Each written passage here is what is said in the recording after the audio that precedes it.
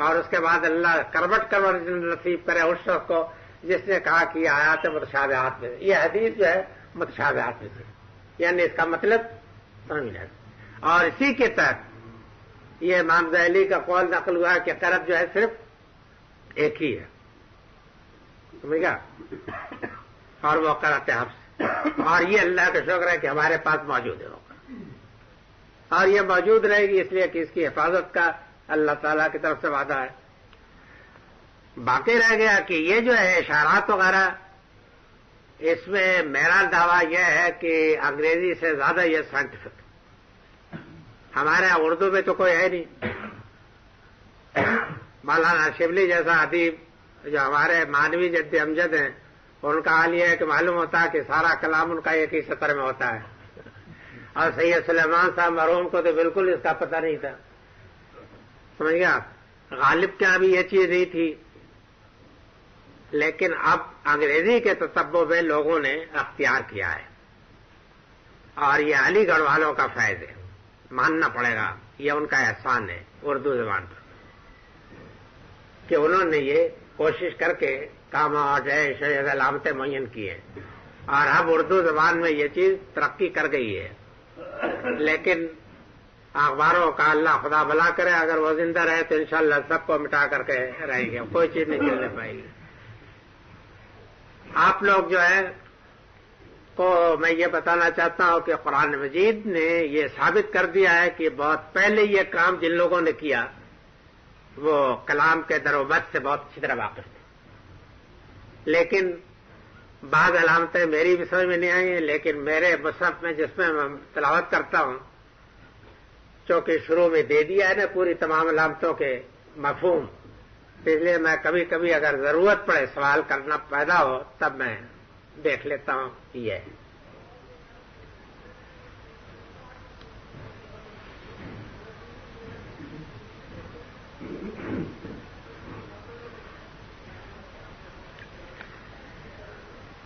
Motor cycle کے حادثے میں میرے بھانجے جو والدین کا اکلوتا ہے کہ ریڑھ کی ہڈی ٹوٹنے سے نچلا دھڑ مفلوج ہو گیا ہے، اس کی صحت اور کامل شفا کی دعا فرمائیں۔ اللہم ارزقہ شفاء کاملا لا یغادر سقما، اللہم ارزقہ شفاء کاملا لا یغادر سقما، اللہم ارزقہ شفاء کاملا لا یغادر سقما، اللہم ارزقہ شفاء۔ اللہم صلی اللہ تعالی علی خیر خلقہ۔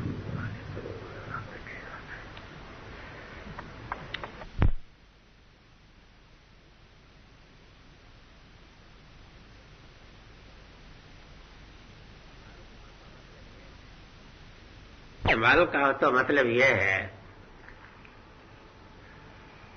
کہ اگر وضو نہیں ہے تو اس کو باوضو ہونا چاہیے، طاہر ہو جانا چاہیے،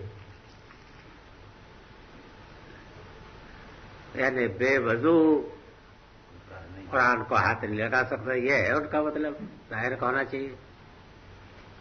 کیا شکل ہوگی؟ اب وضو تو ٹوٹ جاتا ہے، یہ آج کل گیسز اتنی آتی ہیں، وضو تو ٹوٹا ہی رہتا ہے۔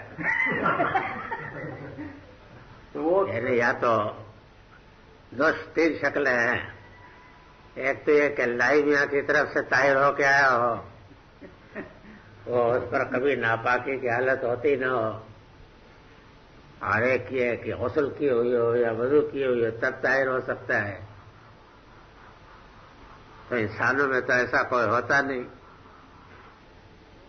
اب یہ ہے کہ اگر کوئی طاہر ہے تو اس کو تو طاہر ہونے کی ضرورت نہیں، مطلب یہ غسل کی ہوئی ہے یا وضو کی ہوئی ہے، لیکن جو نہیں ہے تو اس کو تو کرنا پڑے گا۔ یہ وہی بات ہے وَإِذَا قُمْتُمْ إِلَى الصَّلَاةِ فَاغْسِلُوا وُجُوهَكُمْ، کہ جب تم نماز کا ارادہ کرو تو وضو کرو، مطلب یہ ہے کہ اگر وضو نہ ہو، کوئی حالت ایسی ہو۔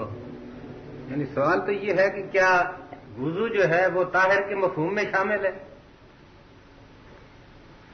طہارت جنبن کے مقابلے میں خیر یہ تو بدیہی بات ہے کہ وضو جو ہے طاہر کے مفہوم میں شامل ہے،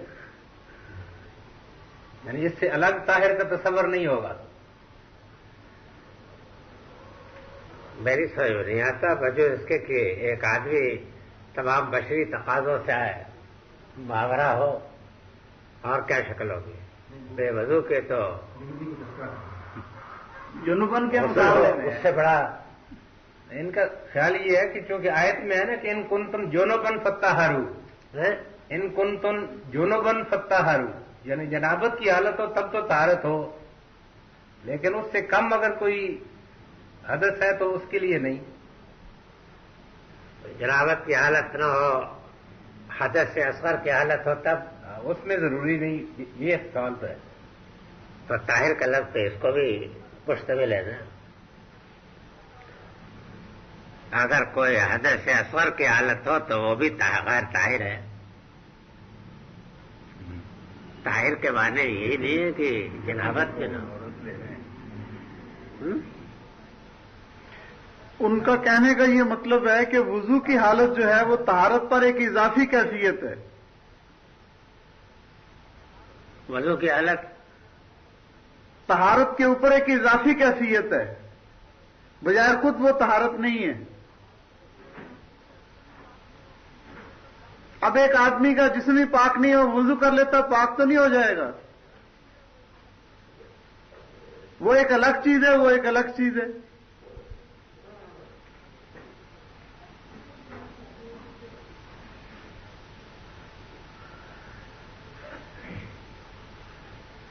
وضو جو ہے اس حالت میں کافی ہے کہ جبکہ جنابت وغیرہ کی حالت تو حدث اصغر کی حالت میں وضو کافی ہے۔ جی ہاں،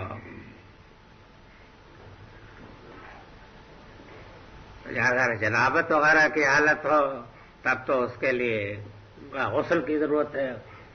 جی، تو اس میں اگر اس میں یہ کہا ہے کہ اگر وہ قرآن کو ہاتھ لگانے کے لیے طاہر کا لفظ استعمال ہوا ہے تو اس کے معنی کیا یہ سوال ہے کہ آپ کا کہ جنابت کی حالت نہ ہو؟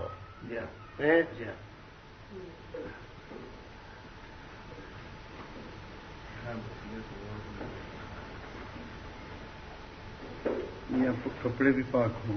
وہی مولانا نے کہہ دیا وہ یہ بات تو نکلتی تو ہے۔ جی ہاں، بات ہے یہی، آپ سے نکلتی نہیں ہے یہی، ہے یہی۔ یہ بات نکلتی تو ہے۔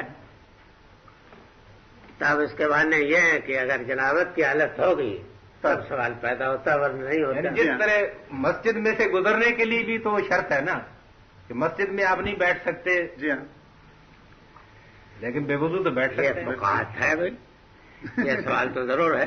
جی چلیے آسانیاں ہو گئی۔